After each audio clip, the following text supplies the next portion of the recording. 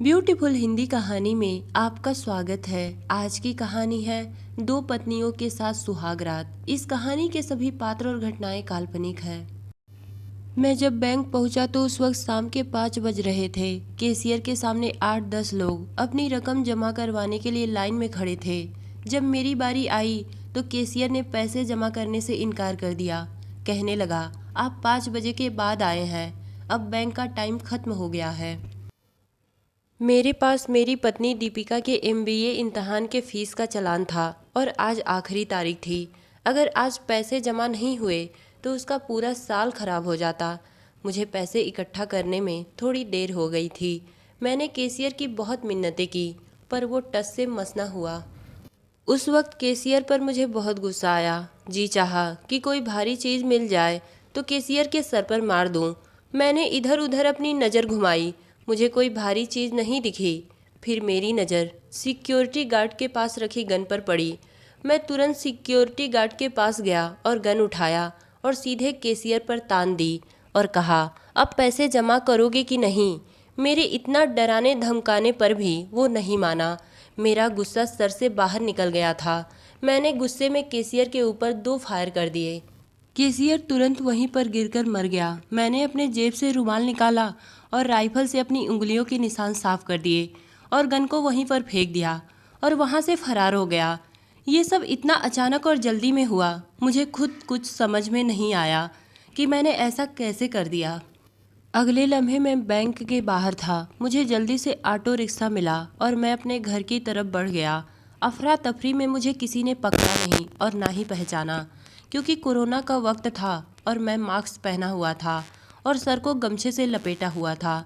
मैं auto rickshaw में बैठे बस यही सोच रहा था कि कब मैं अपने घर पहुंच जाऊं। कुछ देर बाद मेरा घर आ गया। मैंने रिक्शे वाले को उसका किराया दिया, वो वहां से चला गया। मैं कुछ देर में अपने घर के अंदर था। मैंने देखा मेरी पत्नी दीपिका मेरा इंतजार कर रही थी। मैंने घबराकर उसे सारी बातें बता दी। ये सब सुनकर वो भी डर गई और अपना सर पकड़ ली। मैंने उससे कहा, अब सर पकड़कर सोचने का टाइम नहीं है, चलो उठो और पैकिंग करो, हमें ये शहर छोड़कर जाना होगा। वो भी ये सब सुनकर घबराई हुई थी। वो जल्दी से उठी और पैकिंग करने लगी। मैं दिल्ली शहर के करीब एक गांव का रहने वाला हूँ। मेरे पिताजी की गांव में बहुत ज़मीन जायदाद है। हम लोग अपने गांव के जमींदार माने जाते। हमारे गांव में मेरा बहुत बड़ा हवेली नुमा घर था, जहाँ नौकर चाकर सभी थे और आने जाने के लिए 2-3 गाड़ियाँ थीं। जिंदगी का हर ऐसो आराम मेरे घर में मौजूद था। मगर मुझे शुरू से ही गांव की ज़िंदगी पसंद नहीं थी। मैं अपने पिताजी को समझाता कि हम गांव छोड़कर शहर रहने चलते हैं, पर मेरे पिताजी को अपना गांव छोड़ना मंजूर नहीं था। मेरे गांव छोड़ने की बात सुनकर उन्होंने सख्ती से मुझे समझाया कि मेरे जीते जी ये सब नहीं होगा। पर मुझे शुरू से ही अपने गांव के पास जो दिल्ली शहर था वहाँ पर रहना पसंद था, जिस वजह से मैं पढ़ाई करने के बहाने दिल्ली शहर आ गया। पिताजी को ये मंजूर नहीं था कि मैं दिल्ली में रहकर पढ़ाई करूं, पर मैंने किसी तरह उन्हें समझाया तो वो मान गए और मैं एमबीए करने दिल्ली आ गया। पढ़ाई के लिए मुझे हॉस्टल में रहना था। मैं अपनी एमबीए की पढ़ाई में जी जान लगाया हुआ था, क्योंकि मुझे एमबीए करके शहर में शिफ्ट होना था। दीपिका मेरी क्लासमेट थी। धीरे धीरे हमारी और दीपिका की मुलाकात हुई। हम दोनों की दोस्ती हुई। फिर वो दोस्ती कब प्यार में बदल गई पता नहीं चला। मेरा और दीपिका का प्यार धीरे धीरे अब हर दहलीज और हर सीमा पार कर चुका था। अब हम दोनों 2 जिस्म और एक जान बन गए थे। हम दोनों एक दूसरे के बिना अब नहीं रह सकते। मैंने अपने घर वालों से दीपिका के बारे में बताया, पर मेरे पिताजी मेरी शादी दीपिका से करने को इनकार कर दिए। उन्होंने मुझे डांटते हुए कहा, तुम शहर पढ़ाई करने गए थे कि इश्क लड़ाने। मुझे अपने पिताजी की बातें सुनकर समझ में आ गया था कि पिताजी मेरी शादी दीपिका से करने के लिए हरगिज नहीं मानेंगे, पर मैं दीपिका के बिना नहीं जी सकता था। फिर मैंने एक प्लान बनाया, क्योंकि मेरे पिताजी मेरी शादी दीपिका से करने को तैयार नहीं थे और मुझे दीपिका के साथ ही रहना था। इसलिए हम दोनों दिल्ली शहर में ही एक मंदिर में जाकर शादी कर लिए। मुझे लगा मैं शादी करके दीपिका के साथ अपने घर जाऊंगा तो शायद पिताजी हम दोनों को स्वीकार लें, पर उन्होंने ऐसा नहीं किया। वो बहुत गुस्से में थे। वो हम दोनों को घर से निकाल दिए। फिर वापस मुझे दिल्ली शहर आकर रहना पड़ा। जब दीपिका के घर वालों को हम दोनों के शादी के बारे में पता चला तो उन लोगों ने भी हम दोनों से मुंह मोड़ लिया। हम दोनों अब अकेले पड़ चुके थे। मेरे पिताजी मेरी पढ़ाई के लिए जो मुझे पैसा देते थे वो भी देना बंद कर दिए, इसलिए मुझे बीच में ही अपने एमबीए की पढ़ाई छोड़नी पड़ी। पर दीपिका को पढ़ने का बहुत मन था, इसलिए मैंने उसकी पढ़ाई के लिए और रोजी रोटी के लिए दिल्ली में एक छोटी सी कंपनी में नौकरी करनी शुरू कर दी।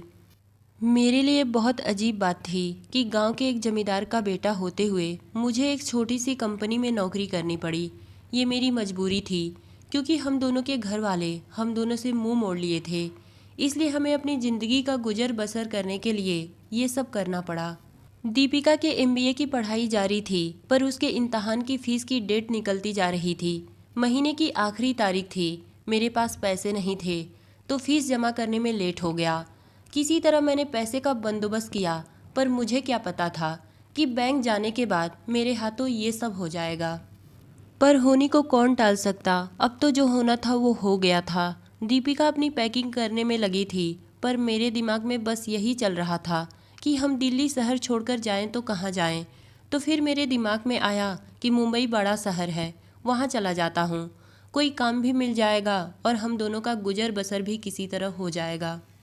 मैंने मुंबई जाने की ट्रेन की तत्काल की टिकट ली और हम दोनों मुंबई शहर के लिए रवाना हो गए। मुंबई पहुंचने के बाद हम इधर उधर भटक रहे थे। रहने का कोई ठिकाना नहीं था। मैं और दीपिका एक छोटे से ढाबे पर बैठकर चाय पी रहे थे। तभी मेरी नज़र अखबार में छपी एक न्यूज़ पर पड़ी।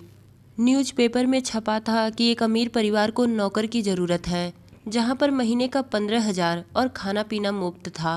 अखबार में फ़ोन नंबर दिया हुआ था। मैंने उस नंबर पर फ़ोन किया तो एक आदमी फ़ोन उठाया। उस आदमी से मैं अपने और दीपिका के बारे में बताया कि हम पति पत्नी हैं, हमें नौकरी की ज़रूरत है। उस आदमी ने हमसे कुछ बात पूछी। पूछताछ के बाद उसने अपने घर का एड्रेस दिया और कहा, अगले दिन इस पते पर आ जाना। अगले दिन मैं और दीपिका उस आदमी के बताए हुए पते पर पहुँचे तो देखा उस आदमी का महल नुमा घर था।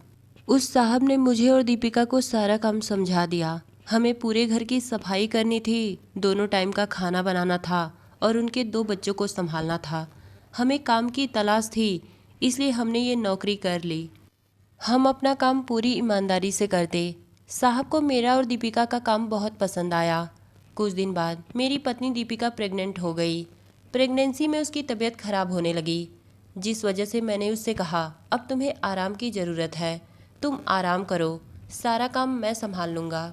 सुबह से लेकर शाम तक मैं सारा काम संभालता और ये सब मैं सिर्फ अपनी पत्नी दीपिका के लिए कर रहा था। मैं उससे बहुत प्यार करता। धीरे धीरे वो वक्त भी आ गया जब दीपिका का 9वां महीना था। दीपिका दर्द से कराह रही थी। मैंने पास के ही अस्पताल में उसे एडमिट कराया, पर उस अस्पताल में उस वक्त कोई लेडी डॉक्टर मौजूद नहीं थी। दीपिका का केस बिगड़ते जा रहा था। दीपिका को ऑपरेशन की ज़रूरत थी। नर्स ने एक लेडी डॉक्टर को फ़ोन किया, वो आ रही थी पर ट्रैफिक में फंस गईं, इसलिए दीपिका को मुझे दूसरे अस्पताल ले जाना पड़ा। दूसरा अस्पताल बहुत दूर था। दीपिका दर्द से तड़प रही थी। अस्पताल पहुंचने से पहले ही उसकी मौत हो गई। जब मुझे पता चला कि मेरी प्यारी बेबी दीपिका और मेरा बच्चा अब इस दुनिया में नहीं रहे, ये सुनते ही तो मेरी पूरी दुनिया उजड़ गई, जिसकी वजह से मैंने अपना पूरा घर संसार छोड़ा। आज वही मुझे छोड़कर इस दुनिया से चली गई थी। मैं खूब रोया। जब मेरी पत्नी दीपिका ही नहीं रही तो अब मेरा मुंबई में क्या काम। मेरे पास 50,000 रुपये और कपड़ों का एक बैग था। मैंने मुंबई से वापसी अपने गांव जाने के लिए ट्रेन की टिकट ली और गाड़ी में बैठ गया। ट्रेन अपने रफ्तार से चल पड़ी। ट्रेन में ज़्यादा भीड़ नहीं थी। मेरे सामने एक आदमी बैठा हुआ था। वो मास्क पहना हुआ था। वो आदमी बड़े गौर से मुझे देख रहा था।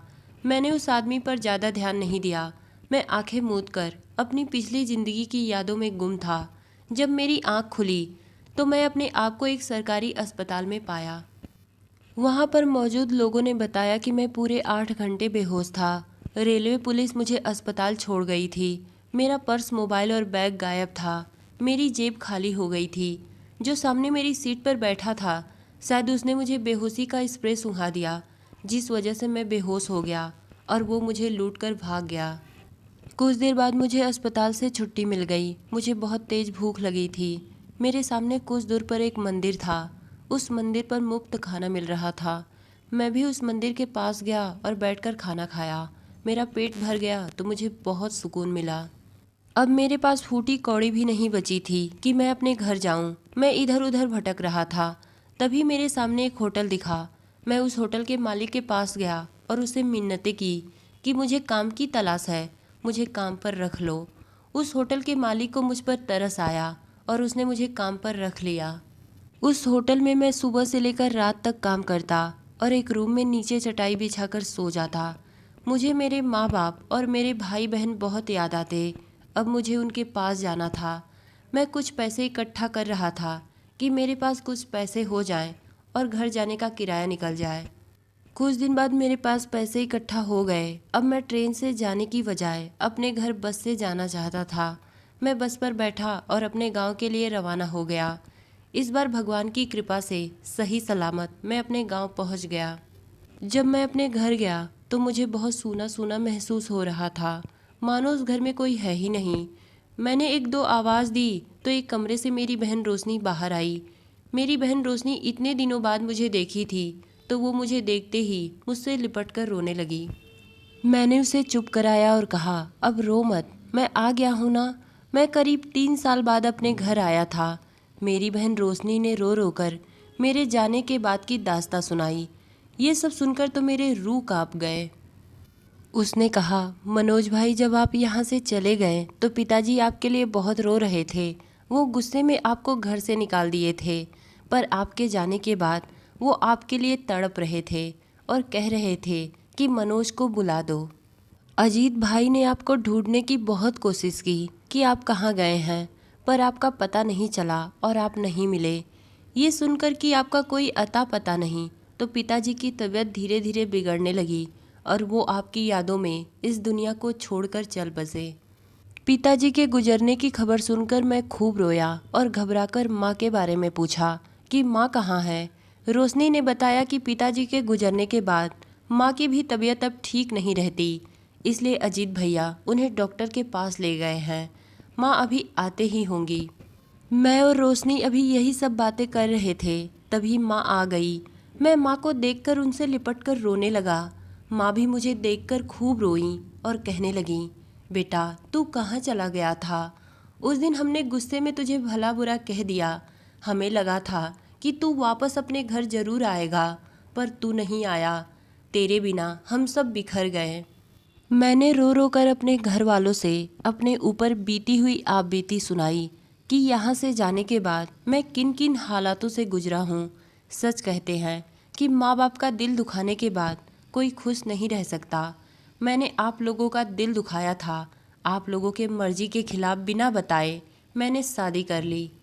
मेरी माँ मेरी आपबीती सुनकर खूब रोई और बोली, बेटा हमने तुझे दिल से नहीं ठुकराया था। जब तू शादी करके आया तो हम घबरा गए थे, और कोई भी माँ बाप घबरा जाएंगे। हम तुझे दिल्ली पढ़ने के लिए भेजे थे और अचानक तू ऐसा कर बैठा, इसलिए हम लोगों ने तुझे डांट फटकार लगाई। हमें लगा तू फिर वापस अपने घर जरूर आएगा। पर बेटा तूने जिस कैशियर को मार दिया उसके घर वाले किस हाल में होंगे? बेटा तूने ये ठीक नहीं किया। अच्छा बेटा, अब तो जो होना था सो हो गया, पर कुछ भी करके एक बार तू उस कैशियर के घर वालों से मिल और देख वो लोग किस हाल में हैं। क्योंकि मुझे लग रहा है कि तूने बेवजह उसे मार दिया। शायद इसीलिए तेरे साथ ये सब हुआ और तूने इतनी तकलीफ झेली। मुझे माँ की बातें सही लगी। मैं अगले कुछ दिनों में अपने भाई अजीत को लेकर दिल्ली शहर पहुंच गया। उस बैंक पर गया जहां पर मैंने उस कैशियर का कत्ल किया था। वहां के मैनेजर से मिला और उससे कहा, मैं कैशियर रोहित से मिलना चाहता हूं। कैशियर का नाम उस वक्त मुझे इसलिए याद था क्योंकि उसने अपने गले में बैंक का कार्ड डाला हुआ था जिस पर उसका नाम लिखा था। बैंक मैनेजर ने बताया कि लगभग 2 साल पहले इसी बैंक ब्रांच में उनका कत्ल हो गया था। अब वो इस दुनिया में नहीं रहे। कातिल को पुलिस ने बहुत तलाश की पर वो नहीं मिला। सीसीटीवी फुटेज में कातिल नज़र तो आ रहा था, पर उसकी पहचान इसलिए नहीं हो पाई क्योंकि वो सर पर टोपी और मास्क पहना हुआ था। मैंने बैंक मैनेजर को बताया कि मैं कैशियर रोहित का दोस्त हूँ और उनके घर वालों से मिलना चाहता हूँ।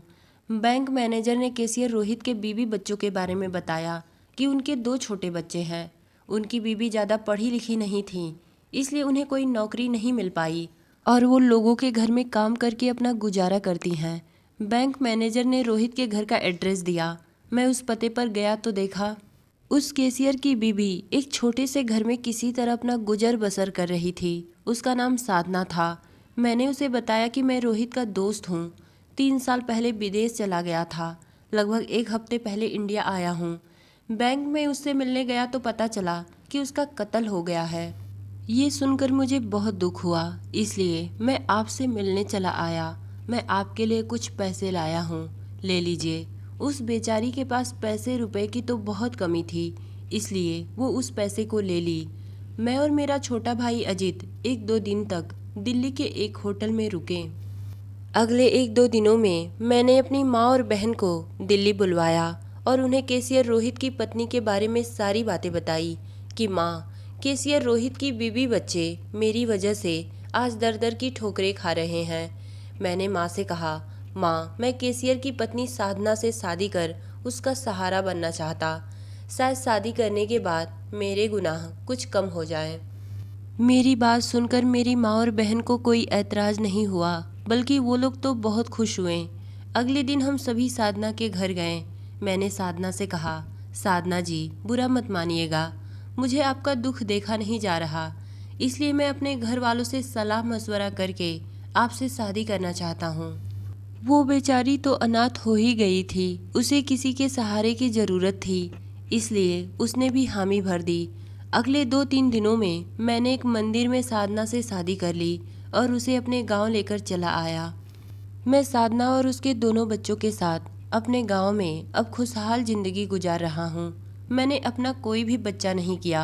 मैं उन दोनों बच्चों को खुद से भी ज़्यादा प्यार करता और मन ही मन भगवान से यही प्रार्थना करता कि हे भगवान, मैंने आज तक जो गुनाह किए उसे कुछ कम कर दे।